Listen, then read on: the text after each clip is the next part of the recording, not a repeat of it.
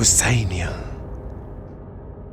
اعوذ باللہ السمیع العلی العظیم من الشیطان اللعین الرجیم، بسم اللہ الرحمن الرحیم، الحمدللہ رب العالمین، الصلاۃ والسلام علی سیدنا و نبینا و شفیعنا و طبیب قلوبنا ومولانا مقتدانا بالقاسم محمد، اللہم صلی علی محمد وآل محمد وآلہ الطیبین الطاہرین المعصومین ولعنۃ اللہ علی اعدائہم اجمعین، اما بعد فقد قال ابا محمد حسن ابن علی الزکی العسکری علیہ السلام، نحن حجج اللہ علی خلقہ وجدتنا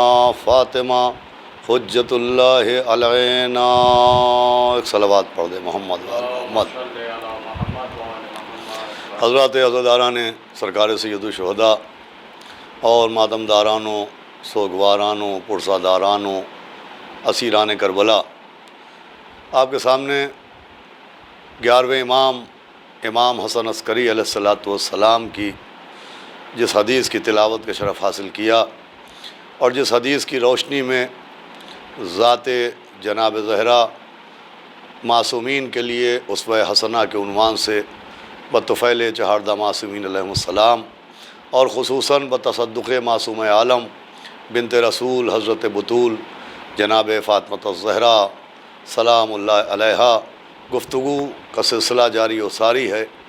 اس میں یہ عرض کرنے کی سعادت حاصل کی جا رہی ہے کہ 11ویں امام علیہ السلام نے اس حدیث کے ذریعے جہاں دعوت معرفت جناب سیدہ اور عرفان جناب سیدہ کا موقع فراہم کیا ہے، وہیں جناب سیدہ سلام اللہ علیہا کے سلسلے میں عوام الناس کے ذہن میں خصوصاً وہ افراد جو اللہ کا کلمہ پڑھتے ہیں، جو نبی کو نبی برحق مانتے ہیں، اور اس کے ساتھ ہی اہل بیت اطہار کا احترام اور تعظیم بھی کرتے ہیں، لیکن اہل بیت اطہار کے احترام و تعظیم کے ساتھ ان کے ذہنوں میں جو تصور ہے، وہ تصور یہ ہے کہ اہل بیت اطہار کی عظمت اور اہل بیت اطہار کا احترام ان رشتوں کی وجہ سے ہے جو ذات رسالت مآب سے ہیں۔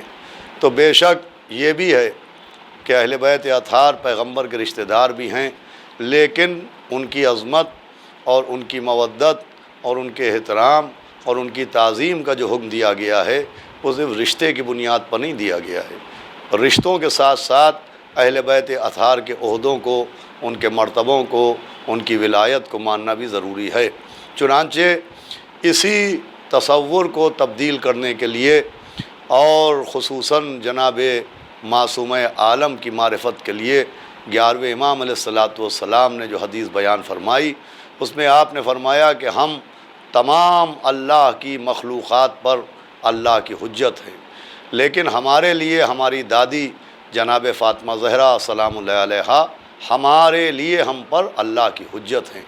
دیکھیے 11ویں امام علیہ السلام جہاں جناب سیدہ کا رتبہ اور ان کے مرتبے کی جانب ذہنوں کو متوجہ کر رہے ہیں، وہیں اپنے اوپر، اپنے سے مراد ائمہ معصومین کے لیے جناب سیدہ کو اللہ کی حجت قرار دے رہے ہیں۔ تو یہ بات بہت غور سے اور بہت توجہ سے سمجھنے کی ہے کہ معصومین علیہ السلام جو خود اللہ کی حجتیں ہیں، ان کے لیے جناب سیدہ کس اعتبار سے اللہ کی حجت ہیں۔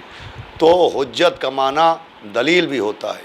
یہ جو ائمہ معصومین کا لقب حجت اللہ ہے، اور یہ جو 11ویں امام نے فرمایا کہ ہم اللہ کی تمام مخلوقات کے اوپر اللہ کی حجت ہیں، تو اس سے مراد یہ ہے کہ اللہ کی جتنی بھی صفتیں ہیں، ان تمام تر صفتوں کی دلیل ائمہ معصومین ہیں۔ اللہ رازق ہے، اس کی رزاقیت کی دلیل ائمہ معصومین ہیں۔ اللہ خالق ہے، اس کی خلاقیت کی دلیل ائمہ معصومین ہیں۔ اللہ وحدہ لا شریک ہے، اللہ کی وحدت کی دلیل ائمہ معصومین ہیں۔ اللہ واحد ہے، اللہ یکتا ہے، اللہ قادر و قدیر ہے، اللہ علیم و خبیر ہے، جتنی بھی معبود کی صفتیں ہیں بلکہ اللہ کی وجود کے لیے، اللہ کے وجود کے لیے اللہ کی حجتوں کا نام ائمہ معصومین ہے۔ تو ائمہ معصومین تمام مخلوقات کے اوپر اللہ کی رزاقیت کے لیے، اللہ کی خلاقیت کے لیے، اللہ کی وحدت کے لیے، اللہ کے علم کے لیے، اللہ کی قدرت کے لیے اللہ کی حجتیں ہیں۔ اب یہ معصومین خصوصاً فرزند زہرا جو معصومین جناب سیدہ سلام اللہ علیہا کی اولاد میں ہیں، ان کے لیے خود جناب سیدہ کی ذات کیوں کر حجت ہے؟ تو یہ جو 11ویں امام علیہ السلام نے فرمائے کہ ہماری دادی ہم پر اللہ کی حجت ہے، تو یہ جو جناب سیدہ کو امام معصوم نے اپنے لیے حجت قرار دیا ہے، تو اس کی جو اصل مصلحت اور اس کا جو اصل سبب ہے وہ تو علم معصوم میں ہوگا۔ لیکن اگر آپ غور کیجئے تو یہ جو معصومین نے 11ویں امام نے اپنے اوپر اپنی دادی کو اللہ کی حجت قرار دیا ہے، تو اس کے دو سبب ظاہر بہت واضح طور کے اوپر نظر آتے ہیں۔ ایک سبب کا نام فدق ہے اور دوسرے سبب کا نام ولایت ہے۔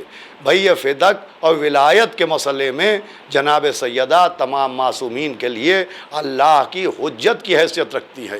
یہی وجہ ہے کہ اگر فدق پر بات کی جائے تو فدق کے سلسلے میں معصومہ عالم جب دربار خلافت میں گئیں اور آپ نے خطبہ ارشاد فرمایا، تو وہ خطبہ فدق کے نام سے شیعہ اور غیر شیعہ تمام افراد کی کتابوں میں محفوظ ہے۔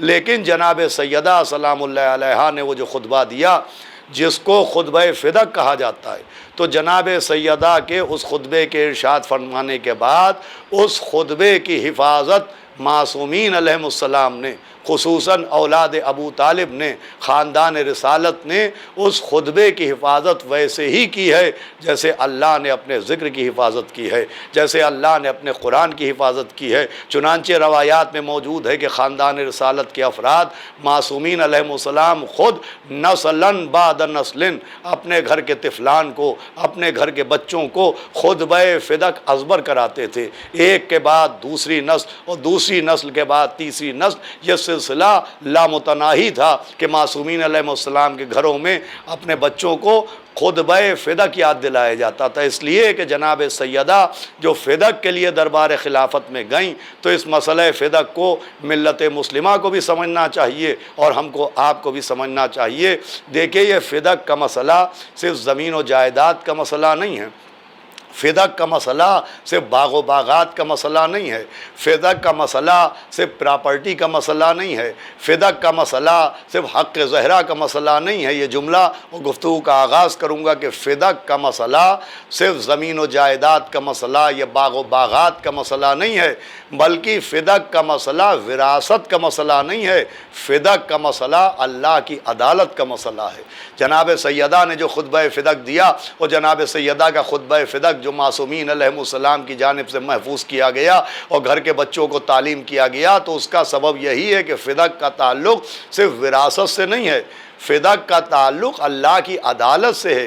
جناب سیدہ جو اپنے حق کے لیے، جو فدق کے لیے دربار خلافت میں گئیں، تو اگر بصارت کے ساتھ بصیرت پیدا کی جائے اور محبت کے ساتھ معرفت پیدا کی جائے تو یہ بات بالکل واضح نظر آئے گی کہ جناب سیدہ دربار خلافت میں اپنے کو وارث ثابت کرنے نہیں گئی تھیں، اللہ کو عادل ثابت کرنے گئی تھیں۔ ایک صلوات پڑھے محمد و آل محمد۔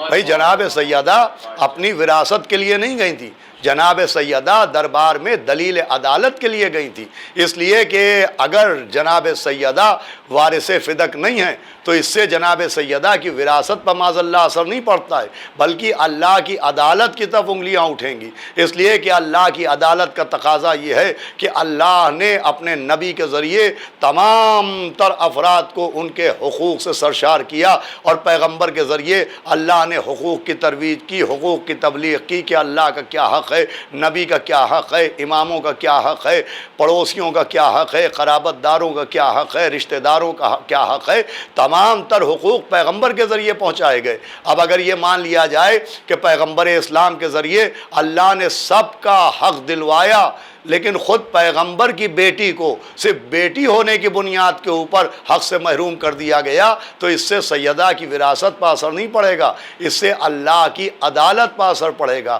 تو جناب سیدہ جو فدق کے لیے گئیں، وہ بھی اللہ کو عادل ثابت کرنے کے لیے اور یہ پیغام پہنچانے کے لیے کہ فدق کا مسئلہ صرف وراثت کا مسئلہ نہیں ہے، فدق کا مسئلہ اللہ کی عدالت کا مسئلہ ہے۔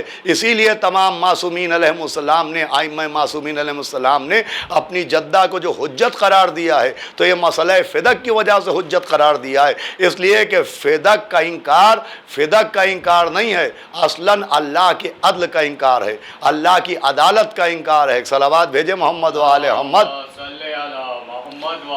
اب عزیزان گرامی، یہ مسئلہ کہ تاریخ میں فدق کے لیے بحث ہے، اور جب جناب سیدہ نے دعویٰ کیا تو یہ کہا گیا کہ بچوں کی گواہی ماں کے حق میں قابل قبول نہیں ہے، یا تحریر نہیں ہے، یا نصاب شہادت مکمل نہیں ہے۔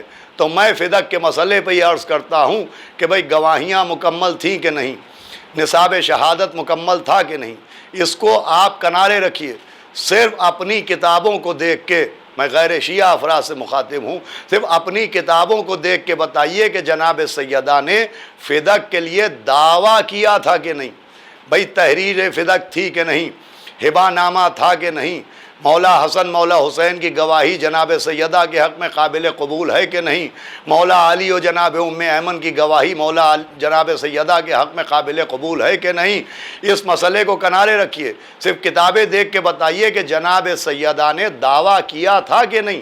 تو جہاں تک دعوی فدق کا معاملہ ہے، جہاں تک اس واقعے کا معاملہ ہے، تو لوگوں نے ثبوتوں کا انکار کیا ہے، گواہیوں کا انکار کیا ہے، لیکن کسی نے بھی آج تک جناب سیدہ کے دعوی فدق کا انکار نہیں کیا ہے۔ صحیح بخاری، جسے ملت مسلمہ اللہ کی کتاب کے بعد سب سے معتبر کتاب مانتی ہے، اس بخاری تک میں یہ واقعہ دو مقامات کے اوپر تحریر ہے کہ جناب سیدہ دربار میں فدق کے لیے گئیں، اور آپ نے دعویٰ فرمایا کہ فدق میرے بابا نے مجھے ہبہ کیا ہے۔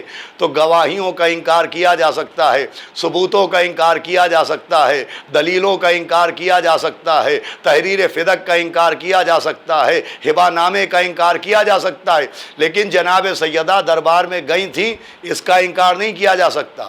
جناب سیدہ نے فدق کا دعویٰ کیا، اس کا انکار نہیں کیا جا سکتا۔ یہ سب مانتے ہیں کہ نبی کی بیٹی نے پہلی خلافت میں دربار خلیفہ اول میں فدق کا دعویٰ کیا۔ تو اب جب جناب سیدہ نے دعویٰ کر دیا، جب بنت رسول نے دعویٰ کیا، جب حضرت بطول نے دعویٰ کیا، جب صدیقہ نے دعویٰ کر دیا، جب طاہرہ نے دعویٰ کر دیا، تو سیدہ کا دعویٰ دلیل کا محتاج ہی کب ہے؟ سیدہ کا دعویٰ گواہوں کا محتاج ہی کب ہے؟ صلوات بھیجے محمد و آل محمد۔ بھائی جب طاہرہ نے دعویٰ کر دیا، صدیقہ نے دعویٰ کر دیا، ام ابیہا نے دعویٰ کر دیا، آیت اللہ العظمیٰ نے دعویٰ کر دیا، تب سیدہ کا دعویٰ گواہوں کا محتاج کہاں ہے؟ آپ پوچھے گا کیسے؟ تو میں کہوں گا ایسے کہ مدینے میں ایک دن شب عید آئی، اور مولا حسن و مولا حسین علیہ السلام نے اپنی ماں سے کہا کہ اماں سب کے پاس نئے لباس ہیں، ہمارے پاس نئے کپڑے نہیں ہیں، ہمیں بھی نیا لباس چاہیے۔ تو عید کی رات تھی، اور جناب سیدہ نے فرمایا کہ شہزادوں، آپ کا لباس درزی کے یہاں سلنے کے لیے گیا ہے۔ توجہ سنیے گا، آپ کا لباس درزی کے یہاں سلنے کے لیے گیا ہے۔ جناب سیدہ نے فرمایا کہ صبح آپ کے کپڑے درزی لے کے آ جائے گا۔ دیکھیے ایک ایک لفظ کو غور سے سنیے گا، یہ جو جناب سیدہ نے اپنے بیٹوں سے کہا کہ صبح آپ کا لباس آئے گا، تو یہ ہے جناب سیدہ کا وعدہ، اور جو دربار میں کیا وہ تھا سیدہ کا دعویٰ۔ بھائی حسنین کا لباس سیدہ کا وعدہ ہے، اور باغ فدق سیدہ کا دعویٰ ہے۔ بھئی یہ دونوں لفظ بہت غور سے سنیے گا، ایک لفظ ہوتا ہے وعدہ اور ایک لفظ ہوتا ہے دعویٰ۔ لباس حسنین سیدہ کے وعدے کا نام ہے، اور فدق سیدہ کے دعوے کا نام ہے۔ اب جناب سیدہ نے عید کی شب میں وعدہ کیا تھا، اور عید کی صبح وہ وعدہ مکمل ہو گیا، اور ہم کو ایک پیغام مل گیا کہ ارے جس کا وعدہ اتنا سچا ہے اس کا دعویٰ کتنا سچا ہوگا۔ صلوات پڑھیں محمد و آل محمد۔ بھائی جس کے وعدے کی اہمیت ہے اس کے دعوے کی کیا اہمیت ہوگی؟ جس کے وعدے کی یہ صداقت ہے اس کے دعوے کی کیا صداقت ہوگی؟ کہا صاحب یہ تو کہنے کی باتیں ہیں، جب کوئی گواہ نہیں تو جناب سیدہ کا دعویٰ کیسے مان لیا جاتا؟ تو بھئی یہ قرآن کو کافی کہنے والے موجود تھے جنہوں نے جناب سیدہ کے دعوے کو رد کیا، جنہوں نے جناب سیدہ کی گواہیوں کو رد کیا، وہ وہی تو تھے جنہوں نے پیغمبر کے سامنے، قرآن لانے والے کے سامنے کہا تھا کہ ہمارے لیے قرآن کافی ہے۔ تو ان کو تو قرآن دیکھنا چاہیے تھا، اس لیے کہ قرآن کا آئینہ ہے، اور قرآن کے آئینے میں جناب مریم جیسی بی بی ہیں، جناب عیسیٰ جیسا نبی ہے۔ اور جب جناب مریم اپنی گود میں جناب عیسیٰ کو لے کے نکلیں اور لوگوں نے کہا بی بی آپ کی شادی ہوئی نہیں، بغیر شادی کے آپ کی گود میں یہ بچہ کیسے آیا؟ آپ کا کوئی شوہر ہے نہیں، آپ کی آغوش میں یہ عیسیٰ کیسے نظر آ رہے ہیں؟ تو جیسے ہی لوگوں نے جناب مریم کی شان میں گستاخی کی اور جناب مریم کی پلکوں پہ آنسو آئے اور جناب مریم کے لب تھر تھرائے، ویسے ہی آواز قدرت آئی کہ بی بی آپ نہ بولیے، آپ اپنے بیٹے کی طرف، عیسیٰ کی طرف اشارہ کیجئے۔ جیسے ہی جناب مریم نے عیسیٰ کی طرف اشارہ کیا، جناب عیسیٰ گویا ہوئے کہ انی عبداللہ آتانی الکتاب وجعلنی نبیہ، فرمایا میں اللہ کا بندہ ہوں، میں کتاب لے کے آیا ہوں، اللہ نے مجھے نبی بنا کے بھیجا ہے۔ بھائی قرآن کی ان آیتوں کو ذرا غور سے دیکھیے تو یہ آیتیں بھی آیتیں نظر نہیں آ رہی ہیں، یہ آیتیں بھی دعوے نظر آ رہی ہیں۔ بھائی جناب عیسیٰ نے پہلا دعویٰ کیا میں اللہ کا بندہ ہوں، دوسرا دعویٰ کیا میں نبی بن کے آیا ہوں، تیسرا دعویٰ کیا کہ اللہ نے مجھے کتاب دے کے بھیجا ہے۔ بھائی یہ مریم کی گود میں مریم کے بیٹے کا دعویٰ ہے، اور وہ دربار خلافت میں محمد کی بیٹی کا دعویٰ ہے۔ توجہ سنیے گا بھائی، وہ محمد کی بیٹی کا دعویٰ ہے، یہ مریم کے بیٹے کا دعویٰ ہے۔ اب قرآن ماضی سنا رہا ہے اور قرآن مستقبل سمجھا رہا ہے کہ مریم کے بیٹے کے دعوے کو غور سے سنو اور محمد کی بیٹی کے دعوے کو سمجھو۔ بھائی جناب مریم کے بیٹے نے دعویٰ کیا میں اللہ کا بندہ، میں کتاب لے کے آیا ہوں، میں نبی بنا کے بھیجا گیا ہوں۔ اب جتنی بھی کتابیں آپ نے پڑھی ہوں ان تمام تر کتابوں کو یاد کرنے کی کوشش کیجئے۔ بھائی جب مریم کے بیٹے نے دعویٰ کیا تو کیا کسی کتاب میں کوئی روایت موجود ہے کہ کسی نے آگے بڑھ کے جناب عیسیٰ کے دعووں کے لیے دلیل مانگی ہو؟ کسی نے کہا ہو کہ اگر اللہ کے بندے ہو تو بندگی کر کے دکھاؤ، اگر کتاب لائے ہو تو ذرا سی پڑھ کے سناؤ، اگر نبی بن کے آئے ہو تو کوئی معجزہ دکھاؤ؟ بھائی کوئی روایت، کوئی کتاب، کوئی رسالہ، کوئی حوالہ موجود ہے جس میں مریم کے بیٹے سے کسی نے گواہی مانگی ہو، مریم کے بیٹے سے کسی نے دلیل مانگی ہو؟ کوئی کتاب نہیں لکھتی کہ جناب مریم کے بیٹے سے کسی نے گواہی مانگی ہو۔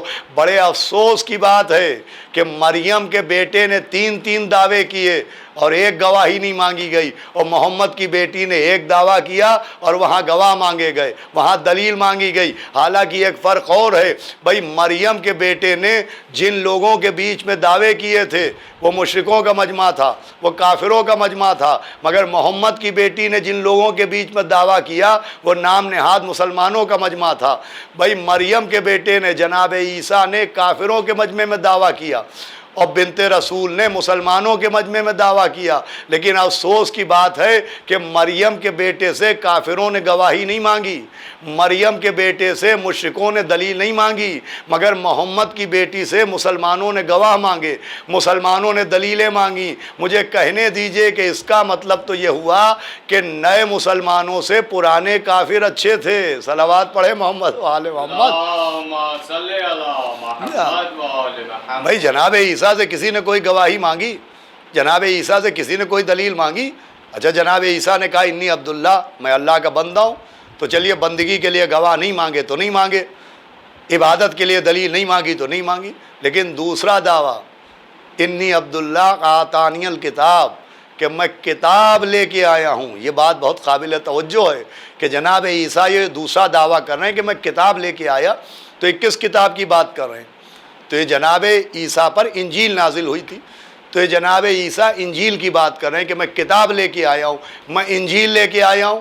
اب پھر کتابیں دیکھیے اور پھر رسالوں کو دیکھیے، تو جس وقت جناب مریم کی گود میں حضرت عیسیٰ یہ فرما رہے تھے کہ میں انجیل لے کے آیا ہوں، تو اس وقت مریم کی گود میں عیسیٰ نظر آئے، مگر عیسیٰ کے ہاتھ میں انجیل نظر نہیں آئی۔ بھائی قابل غور بات ہے، جناب عیسیٰ کے ہاتھ میں کتاب نظر نہیں آئی، مریم کی گود میں عیسیٰ دکھائی دیے، عیسیٰ نظر آئے، لیکن دست عیسیٰ میں کوئی کتاب نہیں تھی، جناب عیسیٰ کے ہاتھوں میں انجیل نہیں تھی۔ بلکہ علماء کہتے ہیں کہ اس وقت، جس وقت عیسیٰ نے یہ کہا کہ میں کتاب لے کے آیا ہوں. اس وقت تک تو کتاب نازل ہی نہیں ہوئی تھی، انجیل نازل ہی نہیں ہوئی تھی. علماء لکھتے ہیں کہ جب جناب عیسیٰ جوان ہو گئے تب کتاب نازل ہوئی، جب جناب عیسیٰ جوان ہو گئے تب انجیل نازل ہوئی. بھئی عجیب و غریب مسئلہ ہے. کسی نے لکھا جب عیسیٰ 7 برس کے ہوئے تب انجیل نازل ہوئی، کسی نے لکھا 15 برس کے ہوئے تب انجیل نازل ہوئی، کسی نے لکھا 30 سال کے ہوئے تب انجیل نازل ہوئی. تو ابھی آغوش مریم میں ہیں، ابھی تو دنیا میں آئے ہیں، ابھی تو ان پر اللہ نے کتاب نازل ہی نہیں کی ہے. یہ ابھی سے کیوں کہہ رہے ہیں کہ میں کتاب لے کے نازل ہوا؟ تو علماء نے لکھا یہاں جو عیسیٰ نے یہ کہا کہ میں انجیل لے کے آیا ہوں، میں کتاب لے کے آیا ہوں، تو یہاں کتاب سے مراد شکل کتاب نہیں ہے، صورت کتاب نہیں ہے، اوراق کتاب نہیں ہے. یہاں کتاب سے مراد ہے علم کتاب. بہت توجہ سنیے گا، یہاں کتاب سے مراد ہے علم کتاب. یہ جو عیسیٰ کہہ رہے ہیں میں کتاب لے کے آیا، تو یہاں پر علم کتاب کی بات کر رہے ہیں کہ اللہ نے مجھے انجیل کا علم دے کے بھیجا ہے، مجھے کتاب کا علم دے کے بھیجا ہے. بھائی اس دعوی عیسیٰ کے ذریعے اللہ نے شان معصوم سمجھائی ہے کہ سمجھو اللہ جسے ہدایت کے لیے منتخب کرتا ہے، جسے نبوت و رسالت کے لیے منتخب کرتا ہے، جسے عہدہ ولایت کے لیے منتخب کرتا ہے، جسے خلافت و امامت کے لیے منتخب کرتا ہے، اس کی ایک پہچان یہ بھی ہوتی ہے کہ کتاب بعد میں نازل ہوتی ہے، اسے علم کتاب پہلے مل جاتا ہے. نزول کتاب بعد میں ہوتا ہے، علم کتاب پہلے مل جاتا ہے. توجہ سنا آپ نے؟ بھئی یہ دلیل ہے کہ جسے اللہ ہدایت دینے کے لیے منتخب کرتا ہے، جسے اللہ ہادی بنا کے منتخب کرتا ہے، امام بناتا ہے، اپنا ولی بناتا ہے، اسے علم کتاب پہلے دے دیا جاتا ہے، کتاب کا نزول بعد میں ہوتا ہے. اب کسی کو یہ پوچھنے کا حق نہیں ہے کہ 13 رجب کو قرآن نازل ہوا نہیں تھا، مولا علی نے آغوش پیغمبر میں قرآن کیسے سنا دیا؟ ارے عیسیٰ سمجھا رہے ہیں کہ علم کتاب پہلے ملتا ہے، نزول کتاب بعد میں ہوتا ہے. تو جس طرح سے عیسیٰ نے دعویٰ فرمایا اسی طرح سے مولا علی نے قرآن سنایا. صلوات بھیجے محمد و آل محمد. سنیے گا اذان گرامی، اسی طرح سے مولا علی نے قرآن سنا ہے، کیونکہ علم کتاب پہلے مل جاتا ہے، نزول کتاب بعد میں ہوتا ہے. اب مجھے ایک واقعہ یاد آ گیا کہ ایک یہودی پیغمبر اسلام کے پاس پہنچا، اور پہنچنے کے بعد اس نے کہا کہ تمام مسلمان آپ کو سارے نبیوں کا سردار مانتے ہیں.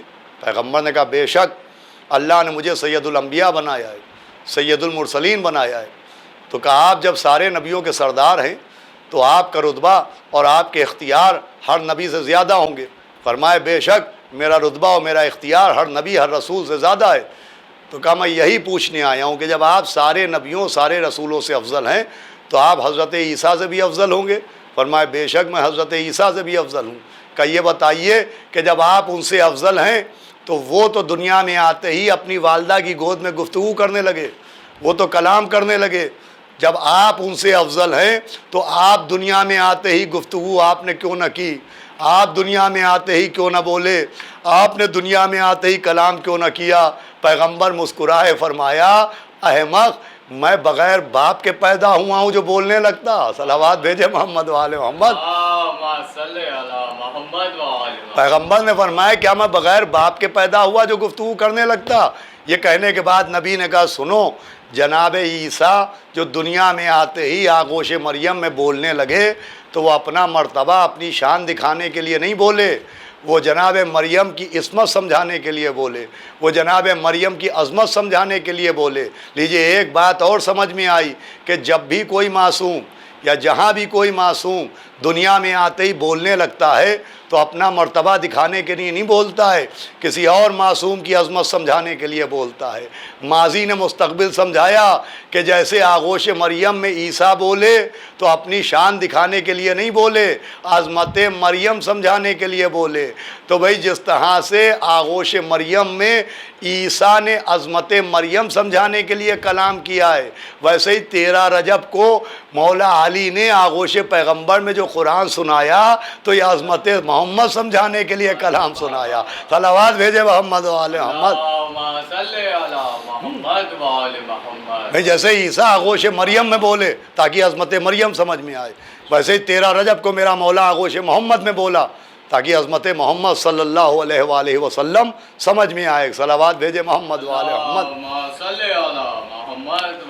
تو عزیزان گرامی میں عرض کر رہا تھا جناب عیسیٰ نے دعوے کیے. اچھا اب کیا دعوے کیے؟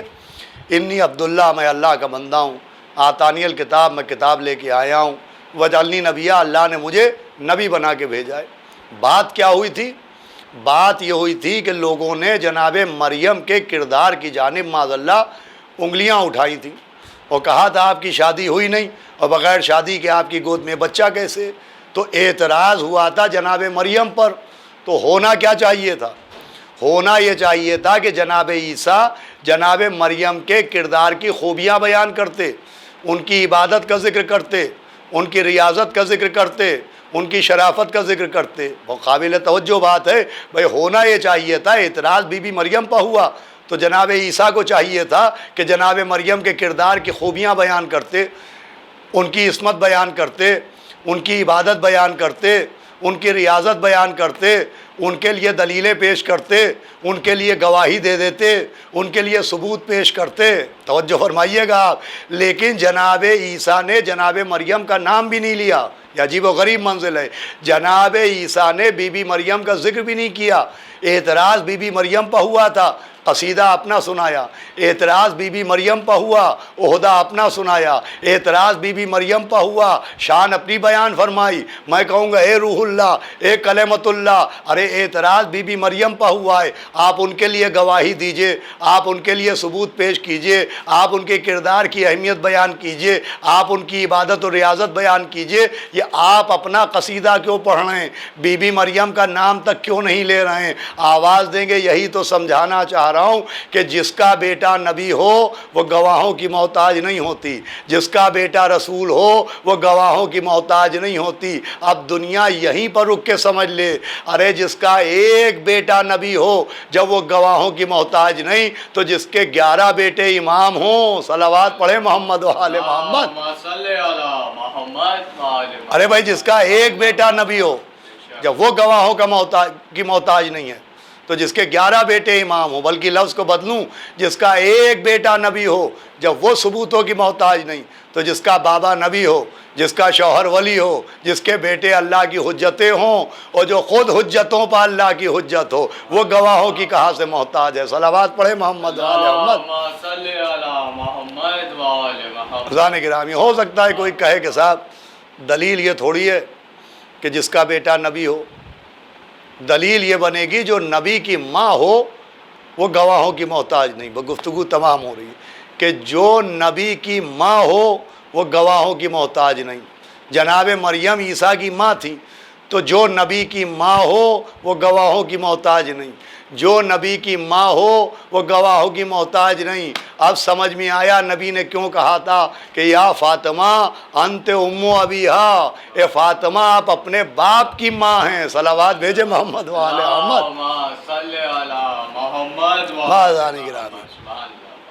اے فاطمہ آپ اپنے باپ کی ماں ہیں. دیکھیے یہ جناب سیدہ کی عظمت کے لیے ایک ایسی حدیث ہے کہ جس حدیث کے مقابلے میں کوئی تردید، کوئی کسی صورت کوئی دم ہی نہیں رکھتی ہے. فرمایا اے سیدہ آپ اپنے باپ کی ماں ہیں. بس عزیزان گرامی، رسول خدا نے بھی جناب سیدہ کو صرف اپنی بیٹی نہیں کہا ہے، بیٹی کے ساتھ ساتھ باپ کی ماں کہا ہے، یعنی اپنی ماں کہا ہے. اب آپ اندازہ لگائیں، اولونا محمد و اوسطنا محمد و آخرونا محمد و کلونا محمد. نبی کی حدیث ہے کہ ہمارا اول بھی محمد ہے، ہمارا اوسط بھی محمد ہے، ہمارا آخر بھی محمد ہے، ہم کل کے کل محمد ہیں. تو یہ جب سب کے سب محمد ہیں تو ان کی بات بھی ایک ہوتی ہے، ان کا قول بھی ایک ہوتا ہے، ان کا عمل بھی ایک ہوتا ہے، ان کی شان بھی ایک ہوتی ہے. اور اس کی ایک دلیل یہ ہے کہ ایک طرف اول محمد نے کہا کہ یا فاطمہ انت ام ابیہا. بھئی جس نبی نے جناب سیدہ کو اپنی بیٹی بھی کہا ہے، اسی نبی نے ام ابیہا کہا ہے. اب جس امام کی میں حدیث کے تحت گفتگو کر رہا ہوں، 11ویں امام، انہوں نے اپنی دادی کو دادی بھی کہا ہے اور اپنے اوپر اللہ کی حجت بھی کہا ہے. صلوات بھیجے محمد و آل محمد. یہ دونوں حدیثیں برابر برابر رکھیے تو بالکل یکساں نظر آتی ہے. ایک طرف نبی کا کہنا کہ فاطمہ آپ اپنے باپ کی ماں ہیں، ایک طرف 11ویں امام کا کہنا کہ جدتنا فاطمہ حجت اللہ علینا، کہ ہماری دادی فاطمہ ہم پر اللہ کی حجت ہے. عزیزان گرامی، تو جو اللہ کی حجت ہے، تو یہ مسئلہ فدق کے سلسلے میں تمام معصومین علیہ السلام نے جناب سیدہ کے خطبے کو بڑی اہمیت دی ہے، اور اس خطبہ فدق کو یاد کرنے کا مسلسل حکم دیا گیا، اس لیے کہ شیعت کی بنیادوں میں سب سے اہم بنیاد کا نام فدق ہے، اور پھر دوسری سب سے اہم بنیاد کا نام ولایت ہے۔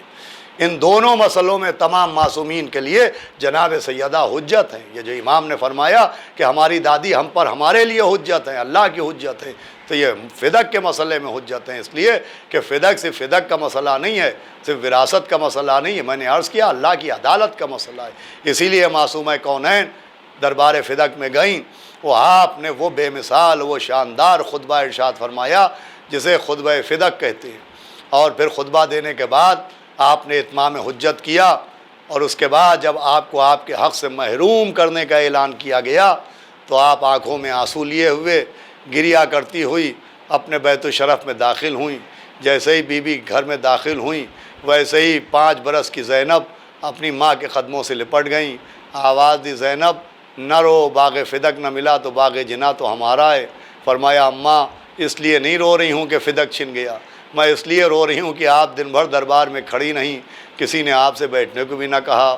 میں پڑھ چکا ہوں کسی مجلس میں شہزادی نے بی بی زینب کو اپنے سینے سے لگایا ہوگا، آواز دی ہوگی زینب ہم دن بھر دربار میں کھڑے تھے لیکن بی بی ہمارے سر پر چادر تو تھی، ہمارے ساتھ ہمارا شیر جیسا شوہر تو تھا، ہمارے ساتھ بنی ہاشم کی بیویاں تو تھی، لیکن اے بی بی آپ جب درباروں میں جائیے گا تو آپ کے ہاتھ گردن کے پیچھے بندھے ہوں گے، آپ کے بھیا کا سر نو کے نیزہ پر سجا ہوگا، آپ کے ساتھ 12 گلے ہوں گے جو ایک ریسما میں بندھے ہوں گے۔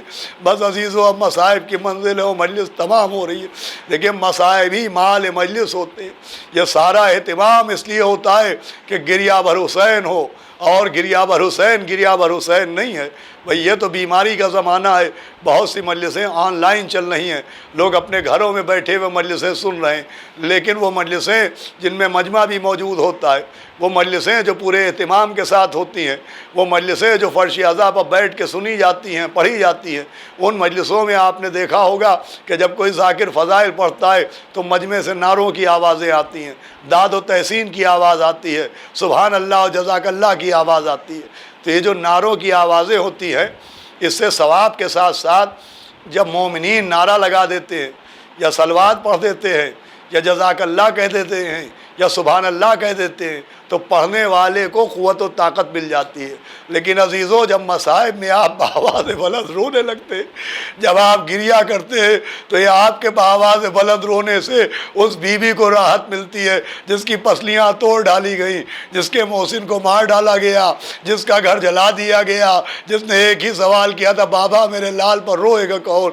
عزیزو اگر آپ اپنے گھروں میں بھی مجلس سن رہے ہو، وہ آواز بلند ہونے لگے تو بلند ہوتی ہوئی آواز کو روکیے گا نہیں، اس لیے کہ جن اماموں نے ہمیں یہ بتایا ہے کہ نماز کیسے پڑھنا چاہیے، جن اماموں نے ہمیں یہ بتایا ہے کہ روزہ کیسے رکھنا چاہیے، جن اماموں نے ہمیں یہ بتایا ہے کہ حج کیسے کرنا چاہیے، جن اماموں نے ہمیں عبادت کے طریقے سکھائے، انہی اماموں نے ہمیں مظلوم کربلا پر گریہ کرنے کا طریقہ اور سلیقہ بھی سکھایا ہے۔ چنانچہ 5ویں امام ایک مجلس میں بیٹھے ہوئے تھے، لوگ رو رہے تھے، آپ نے پہلو میں بیٹھے ہوئے اپنے ایک صحابی کو دیکھا اور فرمایا بھائی تم میرے جد مظلوم حسین پر نہیں رو رہے ہو۔ اس نے رومال نکالا، کہا آقا یہ میرا رومال چھو کے دیکھیے، میں اتنا رویا ہوں کہ یہ رومال بھیگ گیا ہے۔ فرمایا بھائی ایسے نہیں روتے۔ کہا آقا کیسے رویا جائے؟ کہا ایسے رو جیسے ہماری دادی فاطمہ زہرا روتی ہے کہ جنت سے آئی فاطمہ زہرا کی یہ صدا، امت نے ہم کو لوٹ لیا واہ محمدہ، اب کون ہے جو حق رفاقت کرے ادا، ارے یہ گہرے گہرے زخمی عالم کا مقتدا، 1900 ہے زخم تنے چاک چاک پر، ارے زینب نکل حسین تڑپتا ہے خاک پر، آزادار و اربعین کا زمانہ ہے، مولا حسین کا چہلم قریب ہے، آئے وہ حسین غریب جس کا چہلم کرنے اس کی بہن کربلا میں اس عالم میں پہنچی کہ جب آپ کربلا پہنچی ہے تو آپ اونٹ سے اتری نہیں بلکہ آپ نے اپنے کو ہماری سے گرا دیا۔ علامہ رشید ترابی پڑھتے تھے کہ بی بی زینب پیروں سے چلتے ہوئے بھائی کی قبر پر نہیں پہنچی، بلکہ کوہنیوں کے بل چلتی ہوئی اپنے بھیا کی قبر پر پہنچی۔ آواز دی بھیا اٹھو زینب آئی ہے، بھیا کچھ اپنی بتاؤ، بھیا کچھ بہن کی سنو بھائی، تم نے جو جو کام میرے حوالے کیے تھے وہ میں نے سب پورے کیے۔ سر تم نے کٹایا، سر کی چادر میں نے لٹائی، تیر تم نے کھائے، تازیانے میں نے کھائے۔ اے بھیا علی اصغر کی قبر تم نے بنائی، اے بھیا سکینہ کی قبر ہم نے بنائی، لیکن اے بھیا فرق یہ ہو گیا جب تم نے علی اصغر کی قبر بنائی تھی تمہارے ہاتھ کھلے ہوئے تھے، لیکن جب ہم نے سکینہ کی قبر بنائی تو ہمارے ہاتھ رسی سے بندھے تھے۔ اے بھیا تم نے کھلے میدان میں علی اصغر کو دفن کیا، ہم نے اندھیرے زندان میں تمہارے سینے پر سونے والی سکینہ کو دفن کیا۔ لیجئے بی بی زینب قبر امام حسین کی جانب روا دوا تھی کہ جناب جابر ابن عبداللہ انصاری جو پہلے زائر امام حسین ہیں وہ کربلا پہنچے ہوئے تھے۔ ان کا بیان ہے کہ نہر فرات میں غسل کرنے کے بعد وہ امام حسین کی قبر پائے۔ نبی کا صحابی اور نابینا صحابی جس کے آنکھوں کی روشنی جا چکی تھی قبر حسین پر بیٹھا ہوا امام حسین پر گریا کر رہا تھا کہ ایک مرتبہ جابر کو ایسا محسوس ہوا جیسے کوئی کہہ رہا ہو جابر قبر سے دور چلے جاؤ، جابر قبر سے دور چلے جاؤ، جابر قبر سے دور چلے جاؤ۔ جابر کہتے میں نے ہاتھ جوڑے، کہا آقا حسین مجھے محسوس ہو رہا ہے یہ قبر کے اندر سے آپ مجھے حکم دے رہے ہیں۔ آواز آئی ہاں جابر یہ میں ہی تمہیں حکم دے رہا ہوں۔ کہا آقا میں آپ کی محبت میں آنکھوں میں روشنی نہ ہونے کے باوجود بہت دور سے آپ کی زیارت کرنے آیا ہوں۔ اے فرزند رسول آپ مجھے قبر سے دور جانے کو کیوں کہہ رہے ہیں؟ کہا جابر تھوڑی دیر بعد آ جانا، اس لیے کہ ہماری قبر پر ہماری بہن زینب آنے جا رہی ہے، ہم نہیں چاہتے کہ اس کی آواز تمہارے کانوں میں جائے۔ میں کہوں گا اے میرے مولا، ارے 40 کے دن بہن کی آواز کے پردے کا بڑا خیال رکھا۔ ارے شام غریبہ کیا گزری ہوگی جب اسی زینب کے سر سے چادر چھن رہی تھی، خیموں میں آگ لگائی جا رہی تھی، بیویوں کی چادریں لوٹی جا رہی تھی، جب آپ کی سکینہ کے تماچے مارے جا رہے تھے۔ الا لعنت اللہ علی القوم الظالمین سیار الذین